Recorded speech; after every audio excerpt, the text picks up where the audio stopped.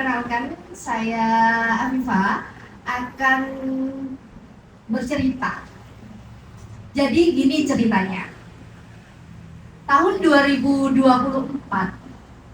itu adalah titik balik di hidup saya. Kenapa? Karena pada saat itu saya memutuskan untuk resign dari kerjaan saya yang bisa dibilang cukup stabil dari segi finansial, relasi, networking, dan sebagainya. Tapi apa yang membuat saya untuk resign adalah saya memikirkan jangka panjangnya seperti apa. Kemana sih arah tujuan hidup saya? Kemana sih Afifah itu akan bergerak maju itu kemana sih? Gitu. Nah, kemudian pada saat itu saya berusaha untuk berdamai dengan diri saya sendiri. Bahwa setelah saya keluar dari pekerjaan itu, ibaratnya saya harus bisa menjadi seseorang yang lebih grow lagi. Karena titik baliknya adalah di tahun 2024, saya baru menemukan yang namanya tujuan hidup saya. Ada banyak orang yang bilang usia 30 tahunan, 50 tahunan baru ketemu sama yang namanya tujuan hidup.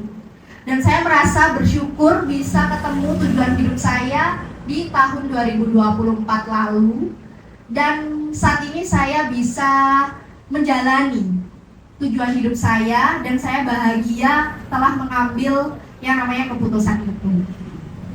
Mungkin teman-teman di sini banyak yang bertanya, apa sih sebenarnya tujuan hidup? Kemana sih arahnya kita untuk melangkah gitu ya?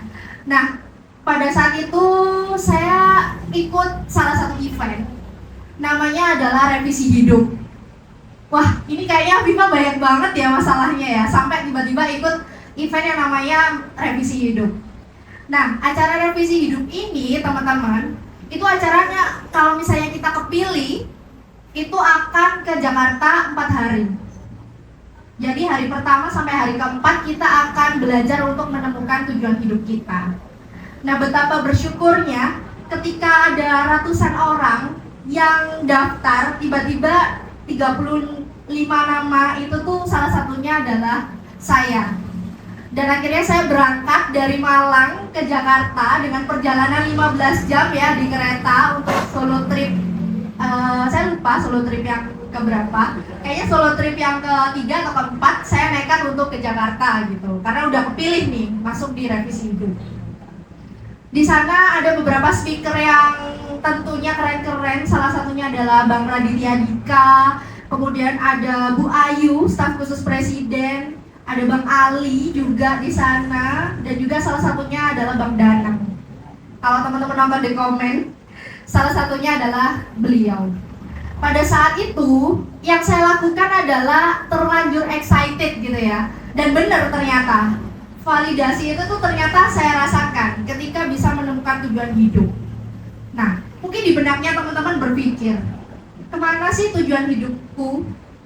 Teman-teman, tujuan hidup itu tuh bukan goals atau bukan target.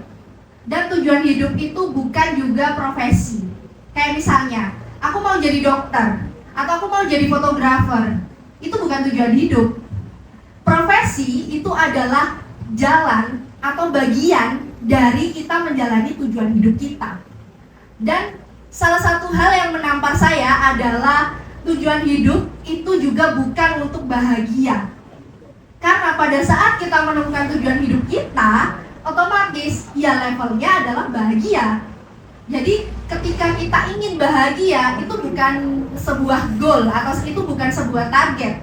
Tapi di saat kita benar-benar tahu life purpose kita itu seperti apa, kita jadi punya yang namanya blueprint terhadap diri kita sendiri. Dan saya rasa tujuan hidup itu sesimpel kita bisa tahu, kenal sama diri kita. Contohnya, mempermudah orang lain untuk bisa berkarya. Mungkin itu kelihatannya simpel ya, sepele, kayak alah kamu tuh pasti bisa lah gitu ya. Tapi itu enggak juga, pas pada saat dilakukan itu ternyata struggle-nya lumayan banyak. Membantu orang untuk punya karya itu ternyata enggak nggak cukup sampai segitu. Dan ketika banyak orang yang berpikiran bahwa oh tujuan hidupku adalah aku bisa bermanfaat buat orang lain. No, tujuan hidup nggak bisa kita sekedar aku mau bermanfaat untuk orang lain. Tapi bermanfaatnya itu dengan cara apa? Dengan cara artkah? Dengan cara senikah? Dengan cara musik? Atau dengan cara kita terjun di dunia literasi atau apapun itu.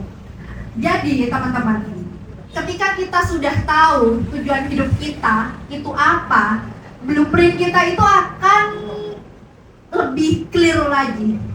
Karena kita udah terkoneksi sama yang namanya diri kita.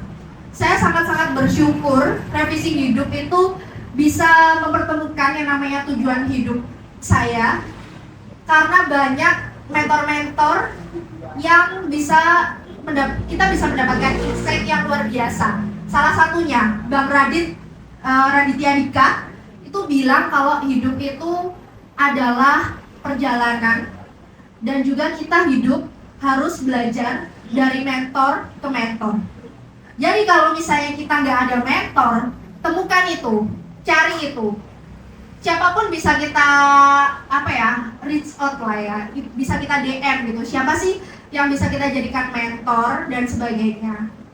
Pada saat itu ada salah satu hal yang mengubah mindset saya. Ternyata ketika saya resign dari kerjaan, opportunity-nya itu ternyata banyak banget teman-teman.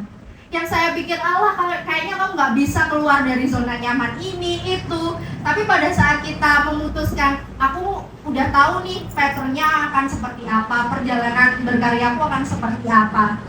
Setelah kita tahu, otomatis kita jadi lebih terbuka, lebih jujur sama diri kita sendiri. Dan menurutku untuk bisa menemukan tujuan hidup itu kuncinya cuma 2.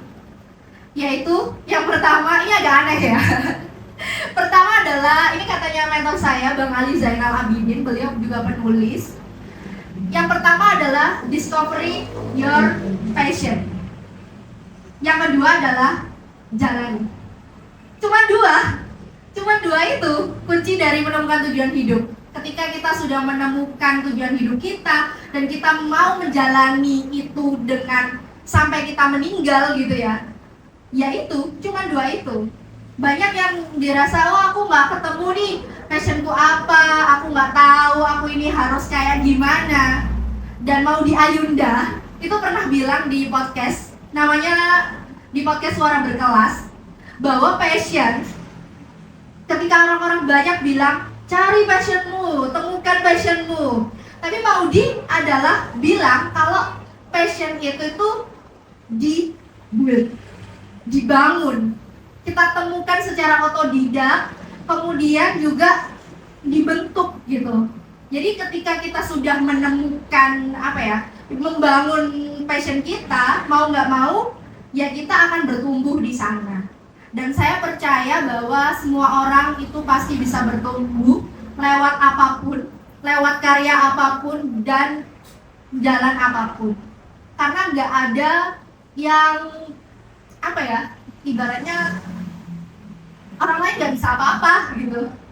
Saya selalu percaya bahwa semua orang itu pasti layak jadi hebat dengan versi terbaiknya masing-masing. Dan saya bersyukur ketika ada di revisi hidup, saya bisa menjadi the real me, siapa saya, dan lebih dekat lagi dan kenal sama diri kita sendiri. Mungkin itu saja untuk perjalanan my life purpose saya. Semoga bisa teman-teman semua bisa menemukan life purpose-nya masing-masing. Dan juga yuk ikut revisi hidup deh. Karena itu worth it banget untuk teman-teman coba gitu. Terima kasih.